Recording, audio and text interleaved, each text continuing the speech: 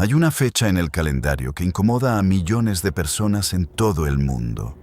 No importa el país, no importa la cultura, no importa el nivel de educación. Cuando el calendario marca viernes y el número es 13, algo se activa en la mente de muchísima gente. Una incomodidad vaga, una precaución extra, una sensación de que quizás hoy no es el mejor día para tomar decisiones importantes. En Estados Unidos, entre 17 y 21 millones de personas cambian sus planes ese día. Muchos edificios no tienen planta número 13. Muchos aviones no tienen fila 13. Los economistas han calculado que esa superstición cuesta a la economía americana entre 800 y 900 millones de dólares anuales, solo en actividad económica perdida por personas que prefieren no viajar, no firmar contratos, no hacer nada relevante ese día.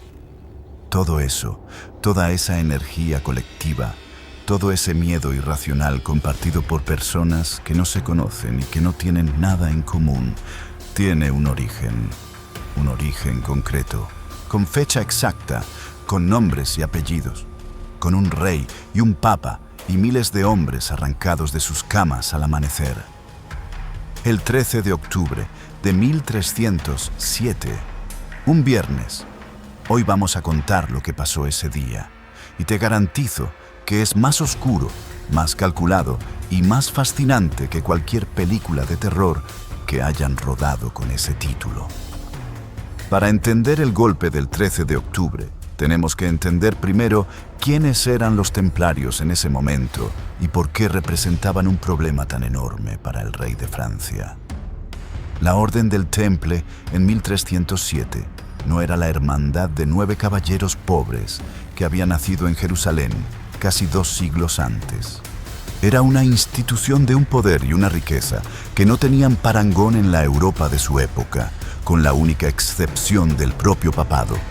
Controlaban más de 9.000 propiedades repartidas por toda Europa occidental, desde Portugal hasta Polonia, desde Escocia hasta Chipre. Tenían su propia flota naval, sus propios puertos, sus propias rutas comerciales. Sus castillos, algunos de los cuales siguen en pie hoy, eran obras de ingeniería militar que los ejércitos de cualquier rey europeo hubieran tenido serias dificultades para tomar por la fuerza. Y habían inventado algo que cambiaría el mundo para siempre: el sistema bancario. Un peregrino podía depositar su oro en una encomienda templaria en Londres y retirarlo en Jerusalén sin transportar una sola moneda.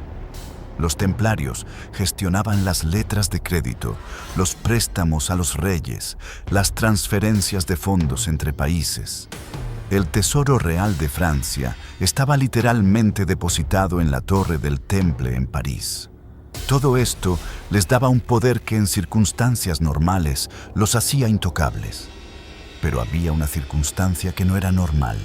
La razón de su existencia había desaparecido.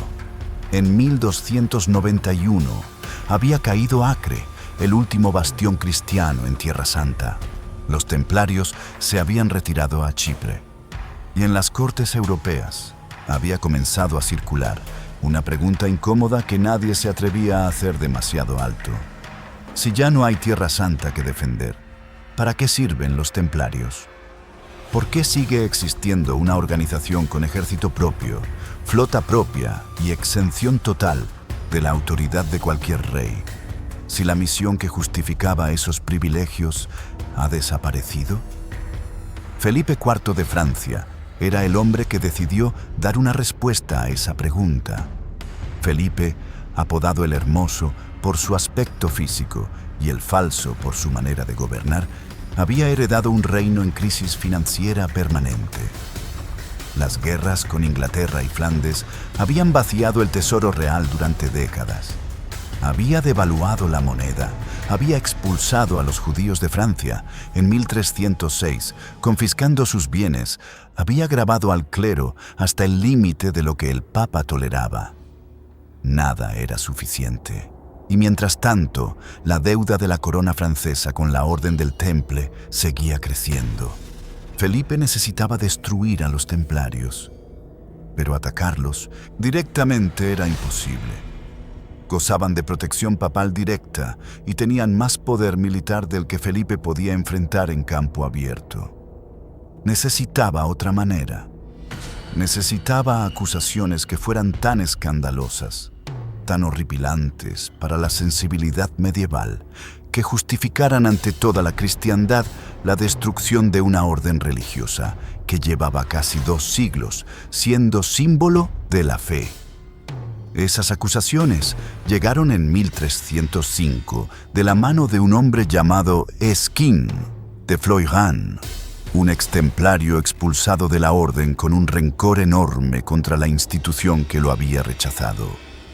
Floirán afirmaba que en las ceremonias secretas de iniciación de los nuevos miembros, los templarios eran obligados a escupir sobre la cruz, a renegar de Cristo con la boca y a participar en actos obscenos que describía con suficiente detalle para escandalizar, pero con suficiente vaguedad para no poder ser refutados fácilmente. ¿Era verdad? Casi con toda certeza, no. Los historiadores modernos, que han estudiado el proceso con acceso a los archivos del Vaticano, son prácticamente unánimes en que las acusaciones fueron fabricadas o gravemente exageradas. Pero Felipe no necesitaba que fueran verdad. Necesitaba que fueran utilizables. Para utilizarlas necesitaba una cosa más: el Papa. Y en 1305 consiguió exactamente el Papa que necesitaba. Clemente V, de nombre secular Bertrand de Got, era un arzobispo francés de Gascuña que debía su elección al pontificado en parte a la influencia francesa en el cónclave. En lugar de establecerse en Roma, fijó la sede papal en Aviñón, una ciudad rodeada completamente de territorio francés. El hombre que debía ser el pastor independiente de toda la cristiandad vivía literalmente en el patio trasero del rey que necesitaba su firma. Su independencia era más nominal que real. Felipe tenía sus acusaciones. Tenía su papa.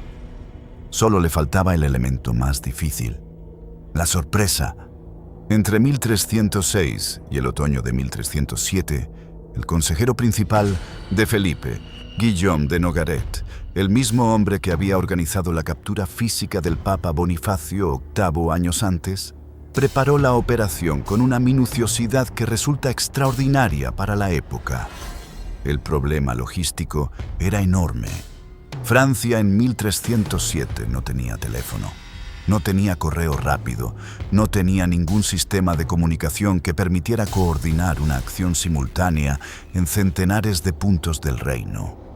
Para que el golpe funcionara, para que los templarios no tuvieran tiempo de huir, de esconder el tesoro, de alertarse mutuamente, las detenciones tenían que producirse al mismo tiempo en todo el país.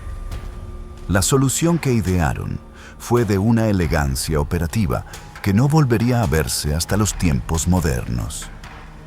Durante meses, oficiales reales de confianza distribuyeron en secreto por toda Francia sobres sellados con el sello real. Los destinatarios, alguaciles y funcionarios de todas las regiones del reino recibían instrucciones de guardar el sobre en lugar seguro y no abrirlo bajo ningún concepto antes de la fecha indicada. Nadie conocía el contenido. Nadie conocía el alcance de la operación. Cada hombre tenía solo la información necesaria para ejecutar su parte. La fecha indicada en todos los sobres era la misma: el amanecer del viernes 13 de octubre de 1307. En la madrugada del 12 al 13 de octubre, por toda Francia, esos sobres fueron abiertos simultáneamente.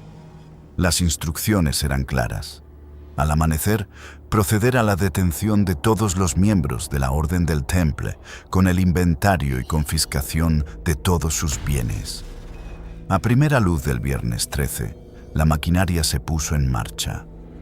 En París, en Lyon, en Burdeos, en Toulouse, en decenas de ciudades y centenares de encomiendas rurales, los soldados del rey rodearon las propiedades templarias antes de que sus habitantes pudieran reaccionar.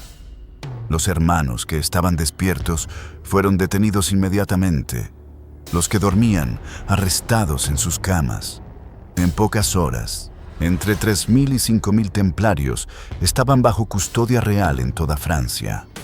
En París, el gran maestre Jacques de Molay fue detenido en la torre del Temple poco después del amanecer. Había llegado a la ciudad apenas días antes para asistir al funeral de la cuñada del rey, convocado personalmente por Felipe.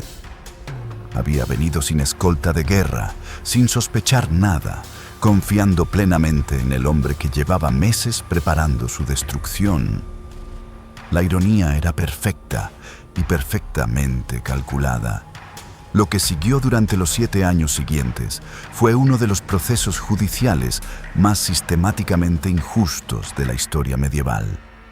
Los interrogatorios comenzaron casi de inmediato. La Inquisición tomó a su cargo los interrogatorios, pero desde el principio operó en estrecha coordinación con los intereses del rey. El objetivo no era descubrir la verdad, era obtener las confesiones específicas que justificaran los cargos ya redactados. Para obtener esas confesiones se usaba la tortura de forma sistemática y documentada. Los métodos que describen los propios testimonios templarios son precisos y terribles. La garrucha, que consistía en atar las manos a la espalda del prisionero y dejarlo caer bruscamente desde el techo, dislocando los hombros.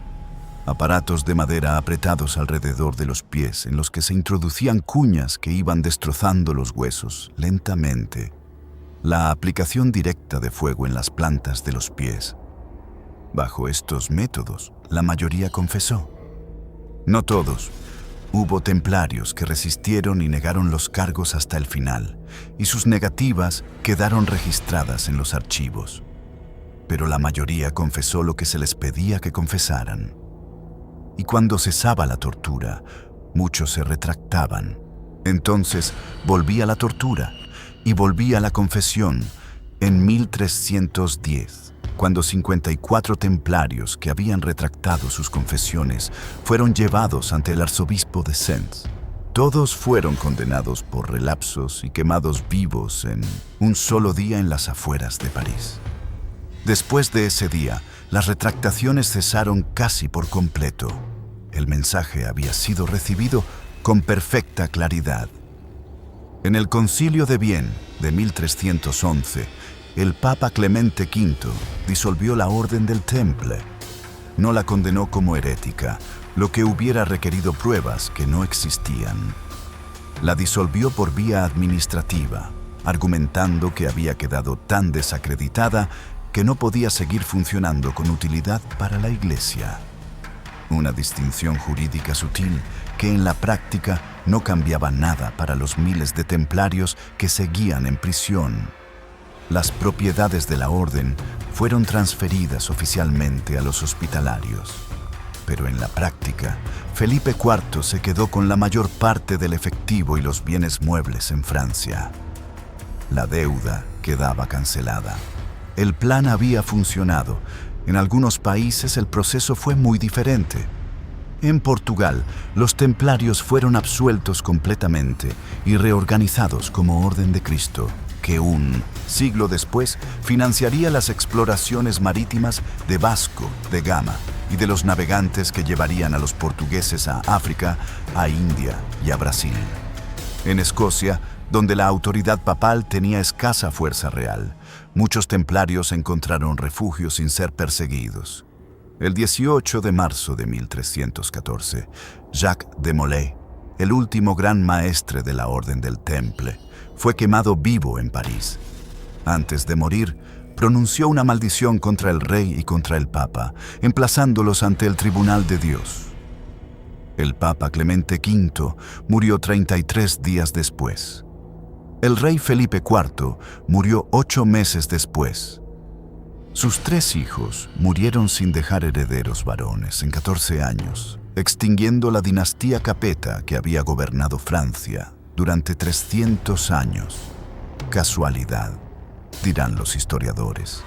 Y probablemente tengan razón. Pero hay algo en la precisión de esa maldición que ha resistido 7 siglos de explicaciones racionales sin perder un ápice de su fuerza narrativa. Y ahora volvemos al principio. Al viernes 13 y a los millones de personas que hoy sienten esa incomodidad vaga cuando ven esa fecha en el calendario. La superstición del viernes como día de mala suerte tiene raíces cristianas independientes. Es el día de la crucifixión de Cristo. El 13 como número nefasto también tiene sus propias tradiciones. En la numerología cristiana medieval, 13 era el número de los comensales en la última cena, con Judas como el 13º. En la mitología nórdica, Loki fue el 13º invitado a un banquete de los dioses y causó la muerte de Balder.